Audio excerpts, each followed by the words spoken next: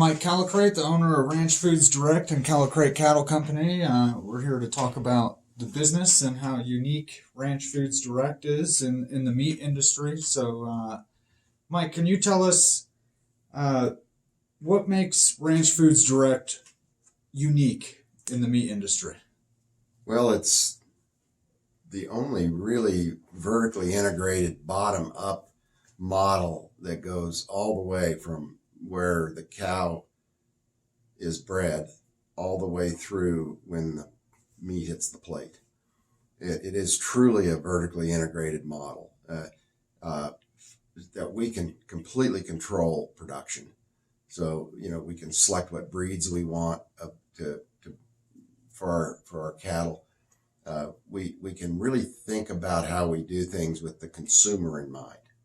It's not like I'm feeding cattle for the big meat packers like I used to do, 22 years ago, where I had to be competitive. I had to put more animals in a pen. I had to get more throughput through our operation to compete and to stay in business.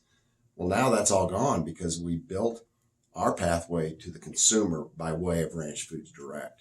And it's been a process. We used to bring our animals into Colorado Springs, haul them 200 miles, which is very typical of how far animals travel to market. And oftentimes it's 500 miles. But we used to come into Colorado Springs and our animals got processed here in Colorado Springs, and then we sold the meat in Colorado Springs and in the Front Range, along the Front Range. But that's now changed since GNC closed 10 years or so ago.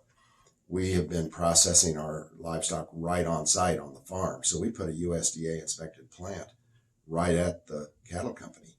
And so our cattle and our hogs and other species as well, lambs and goats and whatever, we can process those right on site, which is a huge thing for animal welfare. And it's also a really big deal for meat quality, that those animals aren't stressed from those long hauls on trucks, and then they get off and they meet a bunch of animals they've never seen before. And you can just see how a lot of these cattle and hogs, especially when they're hauled those long distances, get really freaked out. And that does impact meat quality. So we've got all these things that have evolved over the last 22 years that Ranch Foods Direct has been in business, to where we've just become a better and better company and have a better and better product with a better and more dependable link to the end consumer as we have expanded our retail connection. We started out on El Paso Street, just south of Fillmore, with a cut plant that we were leasing. Had a small retail store attached. We did well over there. Consumers loved coming in and knowing that those carcasses were cut right on site. From the retail store, they could see those carcasses hanging in the carcass cooler, and that was really important to them. And so we are no longer in that location, and now are in a much better place on Town Center Drive, a much bigger location, and it also has a retail store. So now we've got two retail stores in the Colorado Springs area. So we just continue to increase our retail sales, as opposed to trying to sell to wholesale. And wholesale is a very predatory market, and you can't make money. The big meat packers, the big retailers, just push down the prices that the ranchers and the farmers and the cattle feeders, whoever, the producers, receive, to where, we've lost like 87,000 farmer feedlots and farmer feeders. I mean, guys that were doing it right, that raised livestock right on site. They fed the production of the farm to the livestock. The manure went back on the land. Those are the ideal operations, and those are the very ones that have been put out of business. So Ranch Foods Direct has been very fortunate in that we, 22 years ago, recognized the problem of concentration and consolidation, really monopoly power over our food system, and the big guys in the middle's ability, because they're so big and so concentrated, their ability to press down on price. And I lived it. I was blackballed by them, 22 years ago, and I, emptied out. They were putting me out of business, basically, my feedlot in St. Francis, Kansas. And so we just decided about a year later to just start Ranch Foods Direct, and it's been quite a trip. It's been hard, very hard. But now that we're here and we've got the facilities and we own the entire supply chain, from the ranch to the cattle feeding operation to the pig production, to being able to process those animals right on site where they are, and the connection to Colorado Springs where we cut everything up and sell it has really been amazing. And it's a model that I'd love to see other people replicate around the country so that they can get their fair share of the consumer dollar as well. And it doesn't mean the consumer pays more. It's just that we eliminate the middlemen that have really taken so much in a very unfair and unjust way, taken so much of what the producer was entitled to in a competitive market. Can you tie in Callicrate beef and Ranch Foods Direct? Because I've worked a little bit on the retail side, and I hear some customers asking, what is Callicrate beef? Yeah. They think that the two are two different organizations when it's not. Yeah. Can you explain that a little bit? We get asked a lot, what's Callicrate beef? New customers come in and they don't understand, what's Callicrate beef? Is that a name? Is it a process? What is it? Well, Callicrate beef is me. I mean, it's Callicrate, Mike Callicrate. It's the Callicrate Cattle Company in St. Francis, Kansas. So we want our name on our product. We want to be responsible for our product. And so when you talk about Callicrate beef, it's the way that we produce that makes us very, very unique in the industry. I mean, because we are able to sell at retail to our end consumer, we can start doing some things that we want to do, like get rid of performance enhancing drugs. We can breed an Angus cow to a Wagyu bull. Yeah, they take a little longer to get to the finish point, but the meat is so much better. It's not something I could have done, 25 years ago when I was in the commodity market, feeding cattle for big meat packers, and we can feed them what we want to feed them. What if we want to feed barley? Barley's a dry land crop. It fits our climate perfectly, and it doesn't deplete the Ogallala aquifer. So let's shift over to barley as a main feed ingredient in the finish phase. We grow our animals on grass, and then we feed them a healthy diet until they're finished and ready for market, at which time then we process them right on site. So Callicrate beef is very different than any commodity beef you'll find. You'll never see Callicrate beef in a Callicrate beef box, for example. The big meat packers developed the box in 1969, 1970 timeframe so that they could really capture the market. And it gave us a lot of things we didn't want. It gave us way lower wages for meat processing personnel.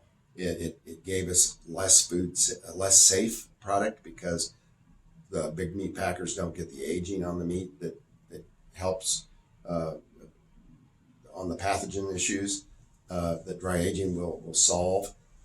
It's just a way of lowering labor costs and so-called efficiency. Well, what if you don't need to put it in a box?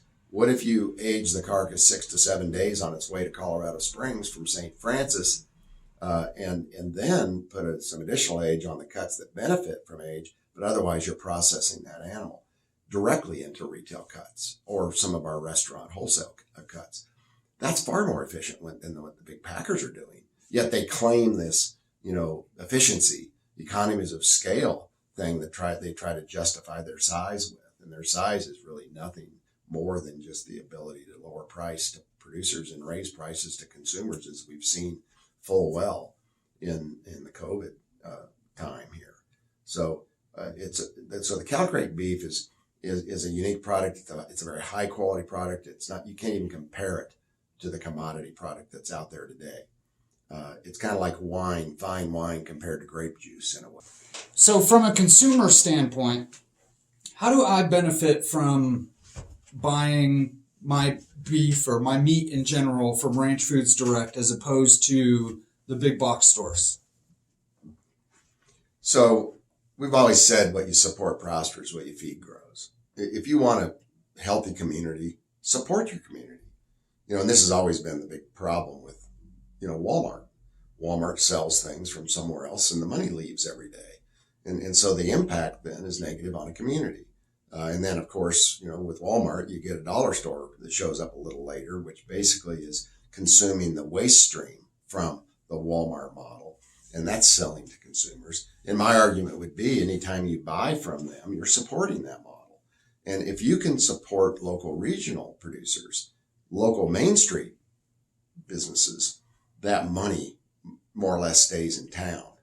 And then all of a sudden your kids have a new desk at school and a better school lunch program at school. They've got new jerseys for the football team. All this impacts a community. And so if we could support local regional type businesses, people who make things and grow things locally, we keep the money in town. And so, for example, with Ranch Foods Direct, if we can put more dollars back to the farm and ranch gate, to the people who actually do the work of raising our livestock and producing our food, then we're going to get better food, and we're going to get a better environment, and we're going to get stewards back on the land that are able then to improve their practices, to sequester more carbon, perhaps go with a dryland crop like a barley as opposed to an irrigated crop like corn that's depleting the Ogallala Aquifer. What if we could stop the depletion of the Ogallala Aquifer and have it available for future generations? That's something we have to do. And every single person that shops on a main street or any kind of a big box store or a Walmart can make that choice. The problem is, I don't think they know that they can make that choice. And they don't really know how important that choice is. I would agree with that. Yeah, it's so much easier to just go stop at Walmart, same place you've been going, 10 years, and to just run in there and run out. But if you would take the time to sort of research what's behind the food system here nationally, then I think that more people would move to, a local regional food system to where they can trust the food that they're eating. I think when Walmart showed up, 50 years ago, we just sort of gradually taught people to be shoppers. And then we taught them to be price shoppers. And then we taught them to be aggressive price shopping consumers, almost turned it into a sport. And if you weren't aggressively looking for the lowest price, then you just, weren't being smart. And honestly, the opposite is true. I go into Ace Hardware, and every single time they say, do you want to be a rewards member? Do you have a rewards card? And I said, no, I want to pay more. And they look at you like you're crazy. And I say, no, I want you to get paid better. And then they laugh, thinking, yeah, that's going to happen. But I just don't want to get rewards because I know how they come about.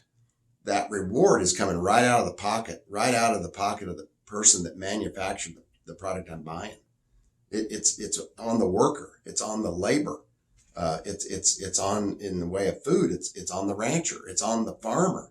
That's the course of least resistance. It's much easier to pay farmers less than for a meat packer, than to charge more to a Walmart, because Walmart wants to buy it cheaper every year. And Walmart has literally destroyed our economy, literally destroyed our communities. And then you throw in the dollar store with them. And I mean, there's nothing left at the end, with Main Streets. And we've got to simply stop this whole movement. And people need to become more aware, more responsible. And if only when you leave a Walmart with your basket of goods, if only you could know the true cost of production and how much costs were externalized in that basket of goods, I would hope you would change your behavior. But you think about just the labor in the store. How many of these people that work at Walmart are getting welfare from the local community that store is located in? That's a direct taxpayer expense. It wasn't in the product that you paid. I remember when Walmart moved into McCook, Nebraska, and they had this low price guarantee. And so if the local hardware store was cheaper, Walmart would match the price. That's anti-competitive. That's wrong. And yet, Federal Trade Commission, Federal Justice Department, the USDA with Packers and Stockyards, that looked the other way for the last really 40 years and done nothing about anti-competitive practices, done nothing about monopoly power. And it's just crushed our main streets. It's crushed our small businesses. When somebody buys a Ranch Foods Direct steak, what are they not getting that they get with a Walmart steak? Well, you ask the question, what do you get at Ranch Foods Direct? that you don't get at a big box store or with box beef or, meat from the big meat packers. Well, you don't get human suffering. The human suffering that goes into the processing, the slaughter, and the boxing of the product at big meat plants across the country. COVID showed us that in living color, the way they treat their workers. You don't get that with Ranch Foods Direct. You don't get the animal exploitation and the animal abuse. You don't have animals traveling 500 miles from where they're produced to where they're going to be slaughtered. That doesn't happen with Ranch Foods Direct. We slaughter right on site. You don't get boxed beef. You don't get product that's in a box within 24 to 36 hours from slaughter, which is packaged the pathogen with that product, and then it's shipped out in boxes. You don't get the de-skilled impact on the industry, where now they've gone with cheaper labor. We've gotten rid of the journeyman meat processing worker, the master butcher. Those are all gone now. In fact, they're in their 80s. They're in their late 70s and 80s now, and they've left the workforce for the most part. We need to bring that skill level back again, so that when we ship a carcass instead of the box, when we ship the carcass, we've got skilled workers that can break that down, and they need to be paid a living wage. Why isn't a meat cutter, a skilled meat cutter, making wages like a carpenter, like an electrician, like a plumber? Why? It's because the big meat packers de-skilled the industry with boxed beef. When you say boxed beef, just to clarify for people that don't know the meat industry very well, you're not talking about, Butcher Box sells you a box of steaks, right? You're talking about they're slaughtering an animal, then they cut it down into primals, put the primals in the box, and then that's what they ship out to their customers. That's right. And that's right.